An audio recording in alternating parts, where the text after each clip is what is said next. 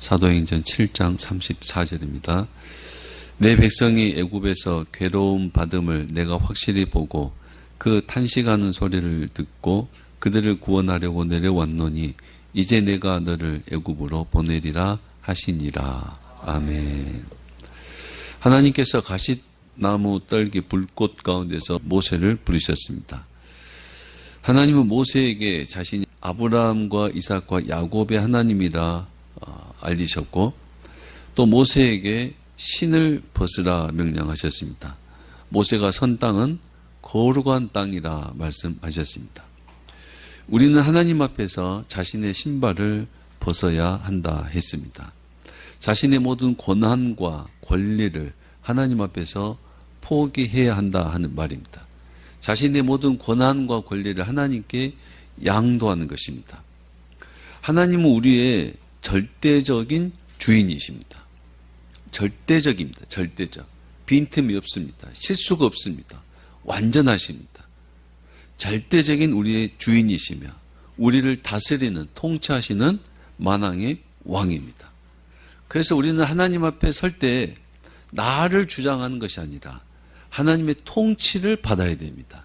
하나님의 말씀대로 순종해야 되기 때문에 나는을 부인하고 하나님의 말씀에 귀를 기울이는 겁니다. 자신의 신발을 벗는 겁니다. 거룩한 장소란 특별한 장소가 아니라 하나님이 계신 곳이 거룩한 곳이라 했습니다. 하나님이 계신 그곳이 거룩한 땅입니다. 하나님은 항상 우리와 함께 하시기 때문에, 우리와 동행하시기 때문에, 하나님은 항상 우리 앞에 계시기 때문에 우리는 거룩한 땅으로 살아야 합니다. 하나님 앞에서 우리는 신발을 벗고 내 권한을 내려놓고 하나님이 통치하시는 거룩한 땅으로 살아야 됩니다. 어떤 사람들은 이 세상을, 자신의 인생을 죄악의 땅으로 살지만 그 사람들이 사는 죄악의 땅이지만 우리에게는 하나님이 함께 하시기 때문에, 우리는 하나님 앞에 있기 때문에 그 땅은 우리에게 거룩한 땅입니다. 우리는 그 땅을 거룩한 땅으로 사는 겁니다. 그러니까 이 세상을, 어떤 사람은 죄악의 땅으로 살지만 우리는 이 세상을 하나님 앞에서 거룩한 땅으로 살아내는 것입니다. 거룩한 땅에서 통치하시는 하나님 앞에서 내 권한, 권리를 내려놓고 하나님의 통치에 순종하는, 말씀에 순종하는 삶을 살아야 합니다. 그게 하나님의 백성들이 사는 모습입니다. 하나님은 모세에게 자신을 알려주셨고 또 하나님과 모세의 관계를 분명히 하셨습니다. 우리들이 쉽게 하는 말로 하면 서열 정리를 하셨습니다. 하나님과 모세의 서열 정리, 물론 그렇게 표현해서는 안 될 만큼 하나님과 모세는 너무 큰 차이가 있지만 이해를 돕기 위해서요, 하나님과 모세의 서열 정리가 있습니다. 이처럼 하나님과 우리들과도 서열 정리가 있습니다. 하나님은 우리의 주인이시고 우리는 그 주인이 명령하면 듣는 종의 관계에 있습니다. 하나님 우리의 아버지시고 아들은 그 아버지께 순종하고 아버지를 따르는 관계에 있습니다. 왕이시고 우리는 백성의 관계입니다. 하나님이 명령하시면 우리는 순종해야 되고 하나님이 이끌면 우리는 따라야 되는 그런 관계에 있다 이 말입니다. 서열 정리를 한다 그러면 하나님이 우리에게 말씀하시고 우리가 따르는 겁니다. 우리가 하나님께 명령하고 하나님이 우리에게 순종하는 게 아니에요. 우리가 하나님에게 이래라 저래라 하고 하나님이 우리에게 이렇게 저렇게 움직이는 분이 아니다 이 말입니다. 하나님이 우리의 왕이시고 우리에게 명령하고 우리가 순종하는 그런 관계입니다. 그런 관계예요. 그런 관계. 그런데 교회마다 이 서열 정리가 잘 안 되는 교인들도 있습니다.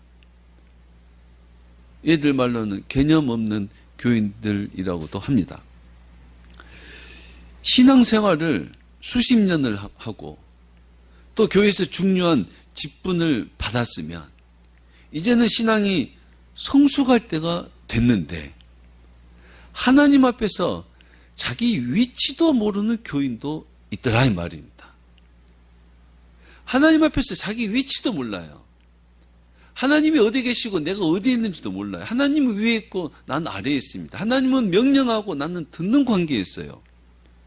그 서열 정리가 안 된 교인들도 있다는 말입니다. 하나님과 우리의 위치를 분명히 지켜야 됩니다. 그 자리를 분명히 지켜야 됩니다.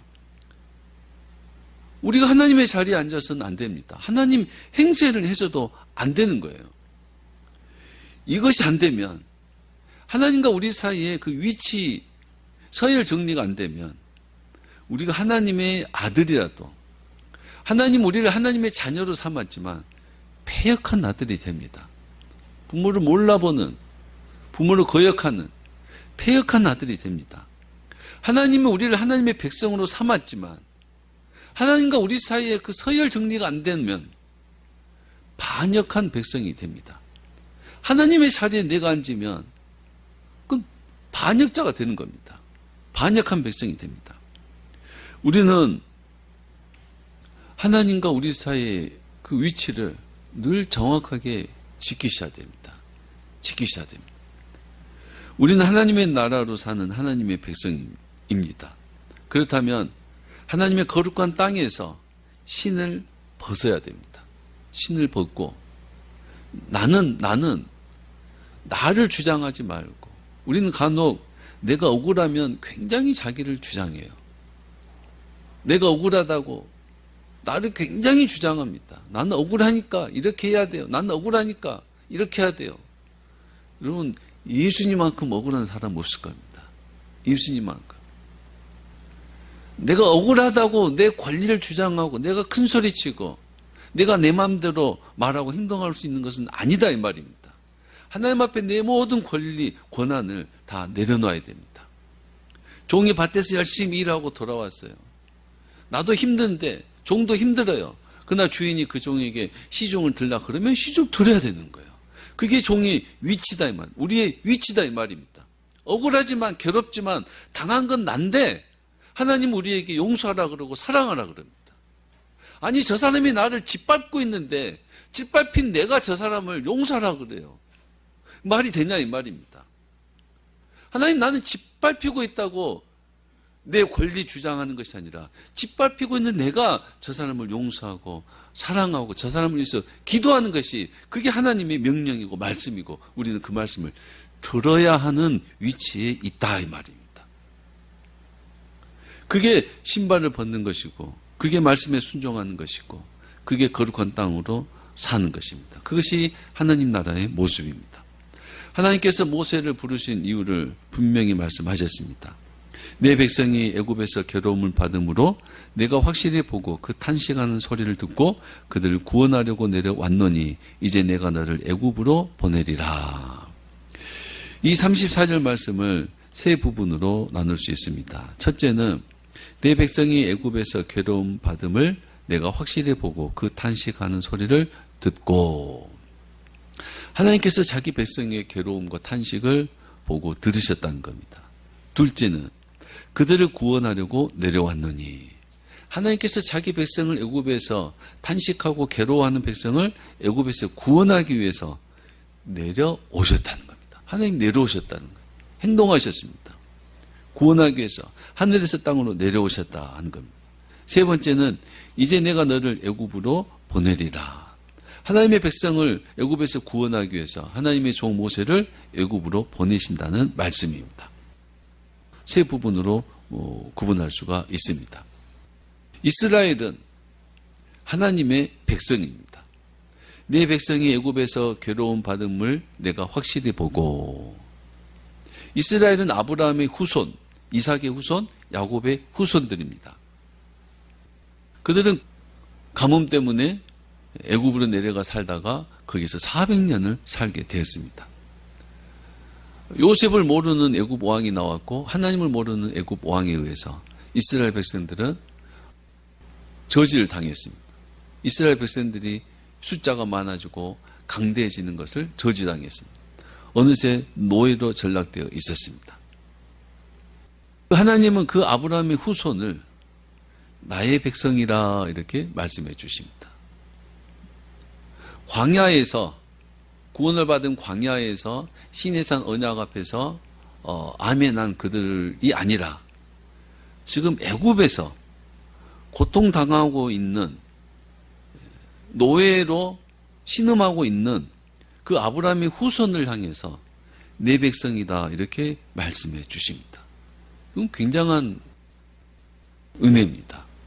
굉장한 하나님의 자비 있고 하나님의 애틋한 것을 좀 느낄 수 있는 아브라함의 후손들이 애굽에서 하나님의 백성답게 살지 못하고 하나님의 언약을 가졌지만 그 언약으로 살지 못하고 있는 그들을 향해서 하나님 내 백성이다 이렇게 말씀해 주고 계신다 이 말입니다. 내 백성이다 이렇게 말씀합니다. 여러분 죄악 가운데 아직 죄악 가운데 있는 그들 아직 세상에 있는 그들 하나님 그들을 향해서도 내 백성이다 이렇게 말씀해 주실 수 있다 이 말입니다. 우리는 여기서 분명히 해야 될 것이 있습니다. 그 하나님의 백성 내 백성이라고 하는 그 아브라함의 후손 이스라엘 백성들 그들이 지금 어디에서 살고 있어요? 애굽에서 살고 있습니다. 애굽. 하나님 그들을 어디에서 살라고 해요? 내가 내게 지시할 땅, 가나안 땅. 아브라함의 후손들은 가나안 땅. 그곳에서 살게 하셨는데 여차저차해서 그 하나님의 언약을 가진 하나님의 백성들이 애굽에서 살고 있습니다. 하나님의 언약을 가진 하나님의 백성이라도 애굽이라는 세상에서 살면 고통의 삶을 산다는 겁니다.